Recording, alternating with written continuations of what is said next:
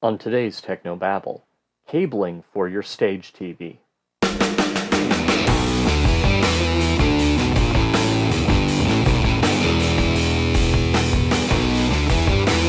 This is Tech No Babble, your weekly source for church video and graphics news, perspectives, tips, and tricks. And now here's your host, Paul Clifford.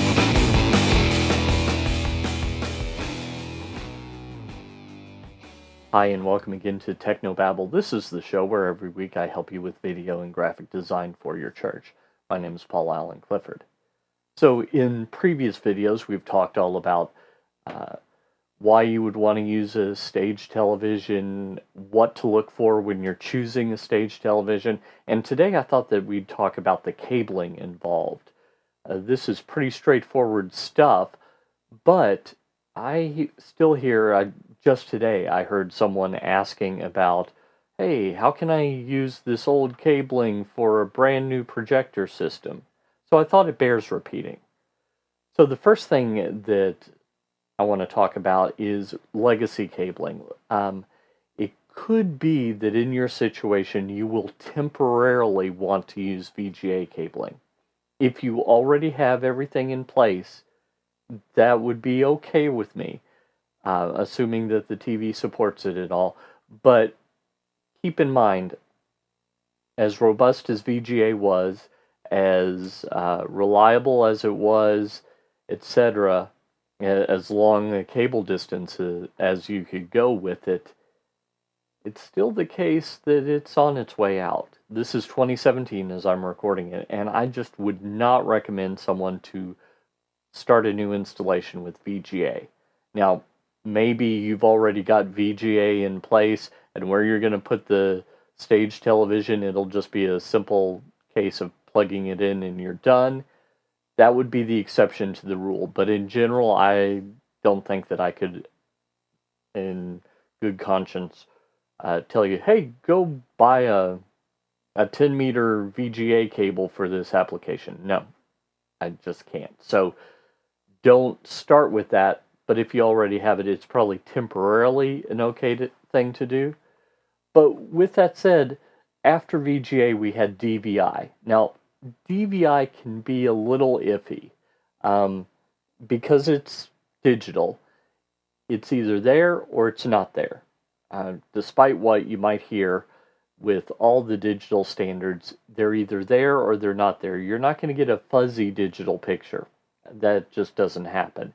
You get a digital picture that maybe cuts in and out, but if it's like that, you're right on the edge of not working at all. So at any moment it could just stop for reasons that make no sense to you whatsoever. So DVI is one of those digital standards. It's very similar to HDMI. The cabling is different, but it does not carry HDCP. HDCP is short for high definition copy protection, and that's the chief downside of HDMI cabling. HDMI cabling would be a very good choice if the movie industry hadn't gotten a hold of it and thrown HDCP into the mix. So it's designed to fail. If it sees any problem whatsoever that could potentially be used for piracy, oh, I can't quite get a signal back from the opposite end. Oh, it seems like it's too long of a cable. It'll just fail. So DVI is a little bit better than HDMI, but unfortunately, HDMI is a standard we're seeing just about everywhere. So what do I recommend? If it's a really short run, let's say you're running from a laptop to a stage computer, it's maybe 2 meters, around 6 feet. No problem. HDMI is probably going to be fine for you.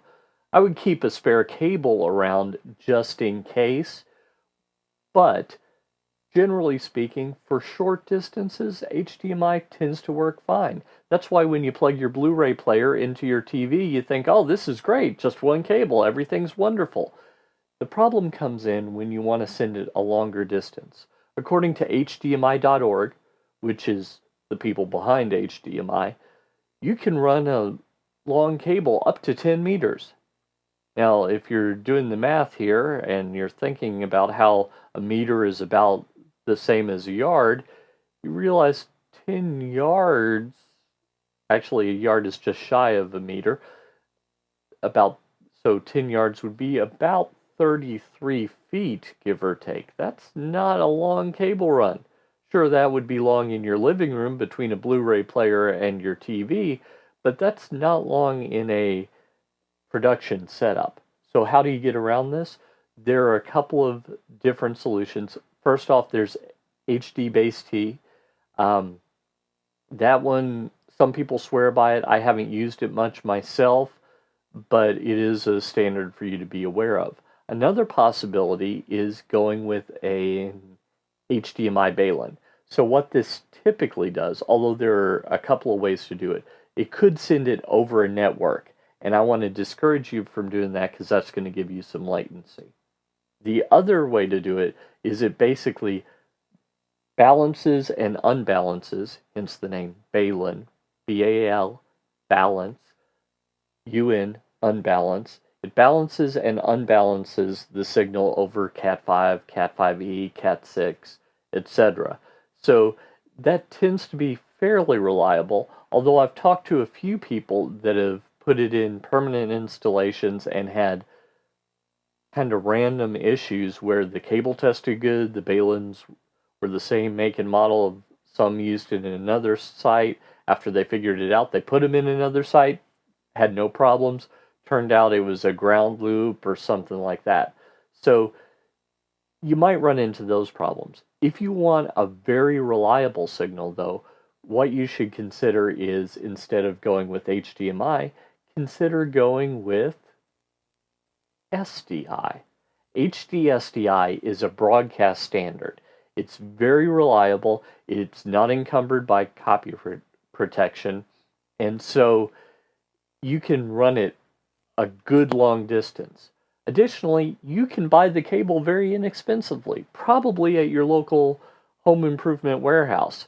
Just look for RG6 coax cable. Yeah, coaxial cable is capable of transmitting an HDSDI signal. RG6 can send it a farther distance than RG59, but if you've got a very short cable run, it's possible that you can repurpose some old RG59 for short cable runs, mind you. But RG6 is probably what you want to do. Generally, it's terminated with BNC ends, which are the twist lock connectors that you might see in professional video operations. The converters to convert it from HDMI are going to be a little more expensive than baluns, but as I say, they're rock solid reliable. I do some freelance work with a local AV company, and anytime they need to run a digital signal, they use HDMI to SDI and SDI to HDMI connectors, run those the full length, and don't have any problems. In fact, they tend to never use VGA unless they have no other choice or they're in a situation where they just have to do it. So those are the things I want you to consider. I want you to consider how you can move your signal, if it's from a laptop or from an iPad or from an Apple TV or something like that on stage. Any of these will work. If it's from backstage or somewhere else, then maybe it won't. So, just to recap, VGA, legacy stuff, DVI and HDMI are digital, but not as reliable as SDI. If you want to learn more about using cabling and hardware in the church, by all means, head over to trinitydigitalmedia.com. Until next time, this is Paul Allen Clifford with trinitydigitalmedia.com. Go out and change eternity.